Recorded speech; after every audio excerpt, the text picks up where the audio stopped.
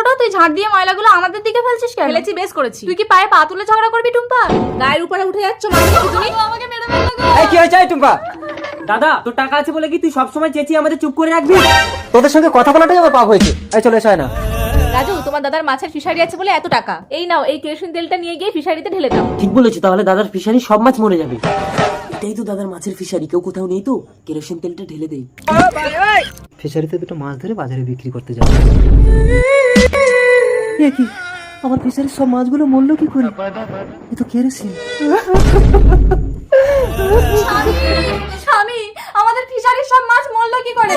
আয় না, কি আমাদের ফিশারিতে কেরোসিন তেল ঢেলে দিয়েছে। মহাজনের কাছ থেকে 1 লাখ টাকা ধার নিয়ে আমি মাছ চাষ করেছিলাম, বলেছিলাম মাছ বিক্রি করে সব টাকা দিয়ে দেবো। এখন আমি কি করে দেবো?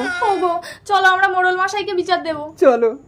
কেউ দেখেনি তো রাজু? না না, কত হাঁস মুরগি চুরি করলাম আর এ তো সামান্য। এইবার তোমার দাদা মহাজনের টাকা না দিতে পারলে ঘর ছেড়ে পালিয়ে যাবে, তখন এই পুরো বাড়িটা আমাদের। रुको जरा। এই রাজু, তুই কি তোর দাদার ফিশারিতে কেরোসিন তেল ঢেলেছিস?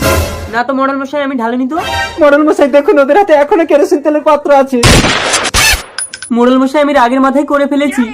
2 দিনের মধ্যে তোর দাদাকে 1 লাখ টাকা ক্ষতিপূরণ দিবি, আর তোরা এই বাড়ি ছেড়ে চলে যাবি। না না মডেল মশাই, ওদেরকে ঘর ছেড়ে যেতে হবে না, মহাজনের 1 লাখ টাকাটা দিলেই হবে। দেখেছিস, তোর দাদা বৌদি ভগবানের মতো। মোড়ল মশাই, আমি আজই গ্রুপ থেকে 1 লাখ টাকা লোন নিয়ে দাদাকে দিয়ে দেবো। ঠিক আছে। এই মুরগি চোর, তোর দাদাকে যে 1 লাখ টাকা লোন করে দিয়েছি ওটা চুরি করে নিয়ে আয়, আর আসার সময় বাড়িতে আগুন লাগিয়ে দিয়ে আসবি, তাহলে ভাববে সব টাকা পুড়ে গেছে। ঠিক আছে। কি ব্যাপার, বাড়িতে কেউ নেই কেন? শোকেশের চাবিও তো পাচ্ছি না। এখানে কাগজে কি লেখা আমি তো পড়তেও জানি না। না না, তাড়াতাড়ি বাড়িতে আগুন লাগিয়ে পালাই, কেউ এসে যাবে। তোমাকে দেখতে পারিনি তো রাজু? না, কিন্তু কোনো টাকা পাইনি, এই চিঠিটা পেয়েছি। কই দেখি দেখি। প্রিয় ভাই, তোদের 1 লক্ষ টাকাটা আমাদের খাটের তলায় আছে। আমি জানি তোরা কোনো দিন এতগুলো লোনের টাকা গ্রুপে শোধ দিতে পারবি না, তাই আমরা দুজন ঘর বাড়ি তোদেরকে দান করে কেরালায় কাজে চলে এসেছি।